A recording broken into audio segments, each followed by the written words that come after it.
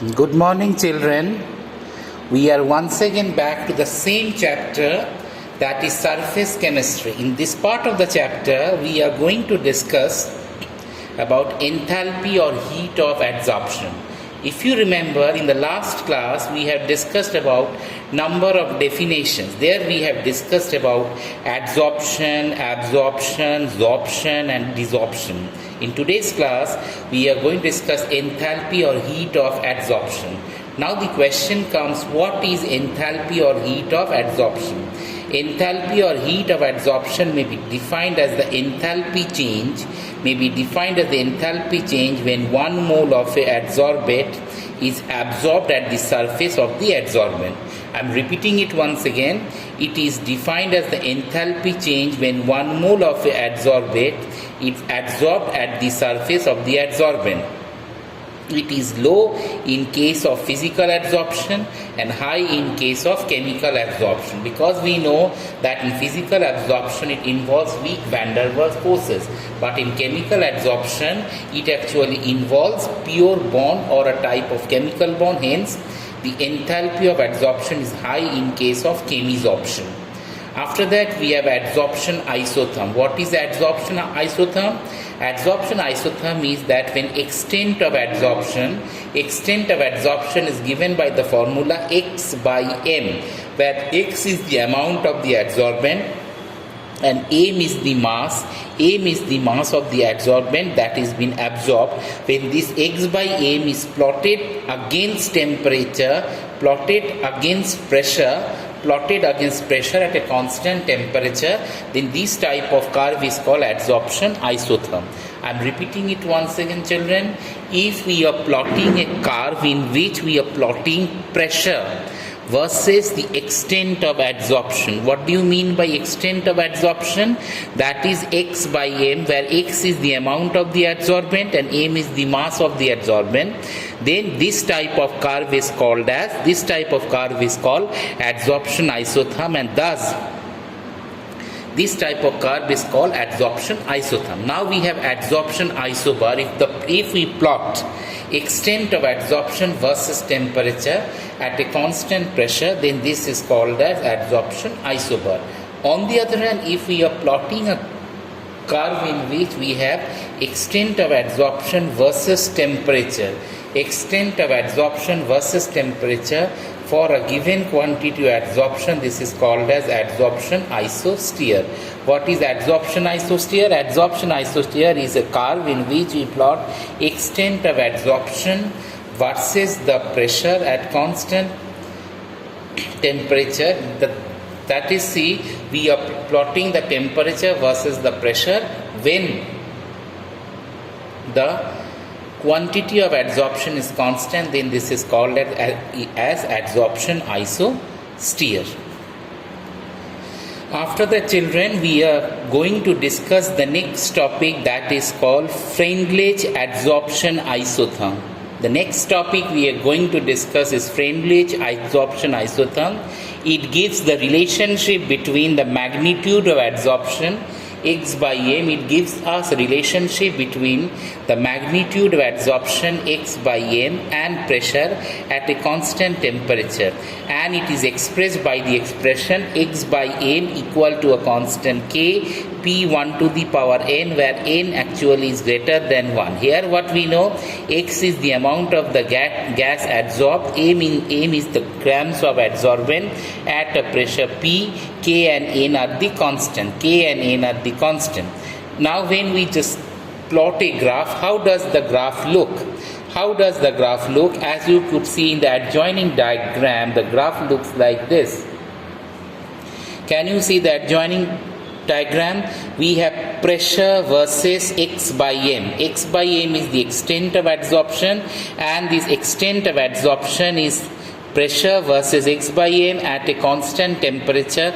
We get this type of a curve. Here it is for 273 Kelvin, 244 Kelvin and 195 Kelvin. 273, 244, 195 Kelvin. This is how we actually plot this graph. Okay. Now when we perform mathematical calculation, what we get, the log of X by M if I take the logarithm of equation 1, here we have the equation 1. Now when I am taking logarithm of this equation, x by m equals to k into p1 by n, where n is greater than 1. Now when I take the logarithm for the same equation, what I get, log of x by m equals to 1 by n log p plus log k. Now a plot of log x by m versus log p is a straight line. A plot of log x by m versus log p is a straight line. As we could see in the adjoining figure, now the slope of the straight line gives the value of 1 by n. If you could see the slope, see the adjoining diagram will show you the slope. Can you see in the adjoining diagram that we have log p versus log x by m? Now we get a straight line like this. This is log k is the intercept. When I am plotting, I get a slope, and in this case the slope is 1 by n. In this case the slope is 1 by n, as you could see in the adjoining figure. Okay. Now here are certain conditions, and the conditions is that this isotherm explains the behavior of adsorption approximately, because 1 by n can have values ranging from 0 to 1. 1 by n can have the values ranging from 0 to 1. Now when 1 by n equals to 0 or x by m equals to k, which shows that adsorption is independent of pressure. It shows adsorption is independent of pressure. It shows adsorption is independent of pressure. Now where 1 by n equals to 1, x by m equals to k into p into x by m are directly proportional to p, adsorption varies directly as pressure. Adsorption varies directly as pressure. Both the above observations have been verified. Both these above observations have been verified.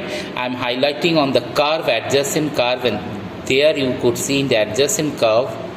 There you could see in the adjacent curve, can you just see that when I am plotting x by m versus p, we get a straight line. Now when I calculate the value of theta, that is a by b, that is the slope, that is 1 by n. And here we have log k, and here log k is the intercept. Here log k is the intercept.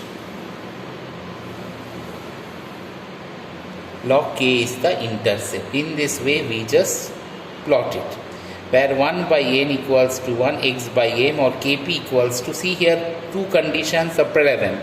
The first condition where 1 by n equals to 0 or x by m equals to k, which shows that adsorption is independent of pressure. Another one where we have 1 by n equals to L, x by m equals to k, p x by m directly proportional to p, or that is adsorption varies directly as pressure.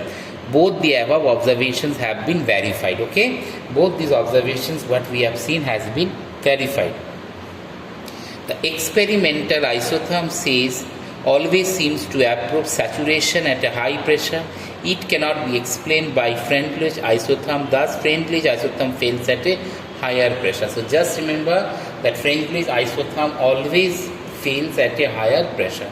Okay, that is what is the negative point of this type of curve, right?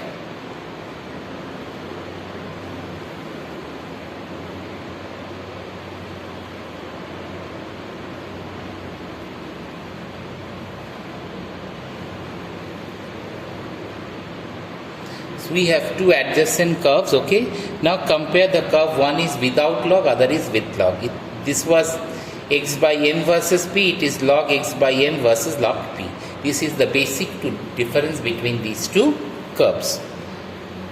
Now we have adsorption from the solution. Freundlich adsorption isotherm between x by m, mass of the solute adsorbed, per gram of the adsorbent, and the equilibrium concentration C is given by the expression x by m equals to kc1 by n.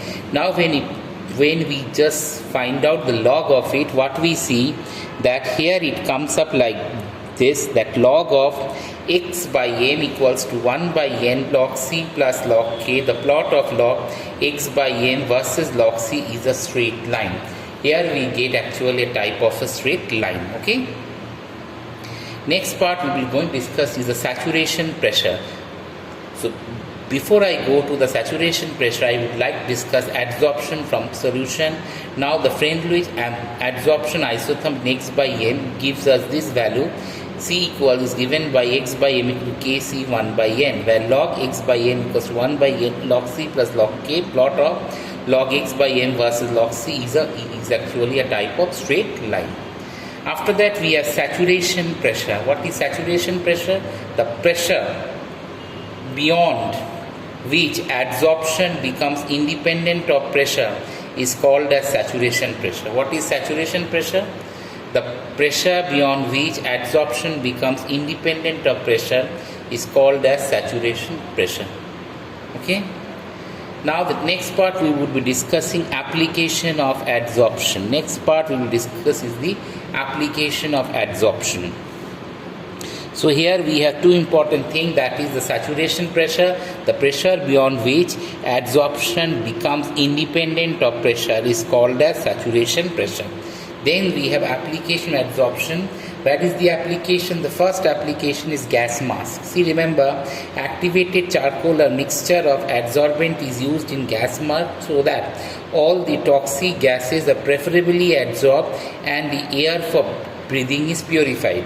Now the production of high vacuum, remaining traces of air can be adsorbed by the activated charcoal from vessel evacuated by a vacuum pump to give high vacuum. Next is heterogeneous catalysis. Adsorption of reactants on the solid surface of the catalyst increases the rate of reaction. For example, use of finely divided iron in the manufacture of ammonia and finely divided nickel in the hydration of vegetable oil. That is the application of heterogeneous catalysis. Okay, removal of coloring matter from the solution. See, animal charcoal removes colors of solution by absorbing colored impurities. If colored impurities are present, they can be easily removed by help of animal charcoal. Next is control of humidity. Now the silica and aluminium gels are used as adsorbent for the removing of moisture and controlling humidity. Now in the curing of diseases, a number of drugs are used to kill germs by getting adsorbed on them. That is the curing of this type of diseases.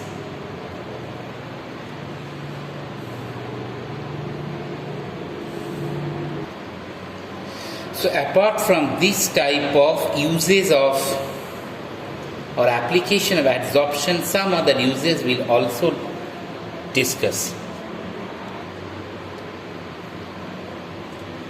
Okay, after that, the next application adsorption is adsorption indicators. Surface of certain precipitates, the surfaces of certain precipitates such as silver halide have the property of adsorbing some dyes like eosine, fluorescein, etc. In the precipitation titration, the indicator is adsorbed at the end point to producing a characteristic color of the precipitate.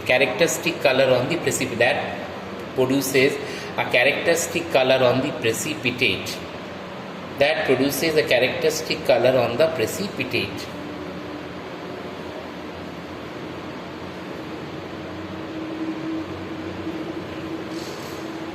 Another important application is the chromatographic analysis. It is based on the phenomenon of adsorption and finds a number of application analytical and industrial fields. Now the next one is separation of inert gases. The mixture of noble gases can be separated by adsorption on coconut charcoal at different temperature. This is due to the difference in degree of adsorption of gases by charcoal.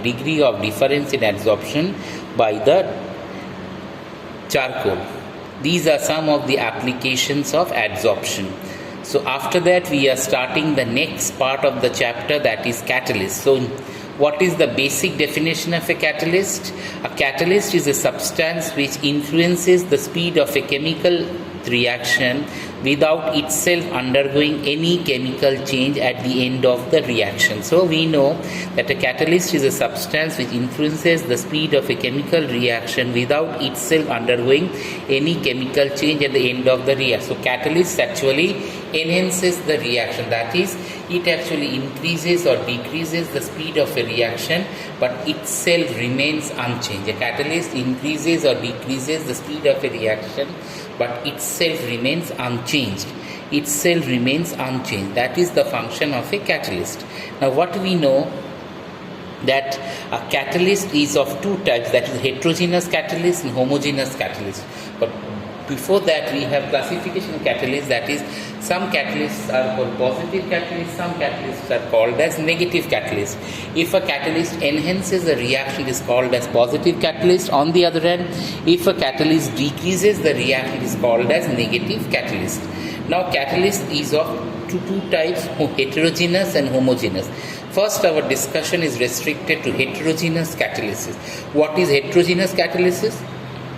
When the catalyst is of different phase from that of the reactants, then the phenomenon is known as heterogeneous catalyst.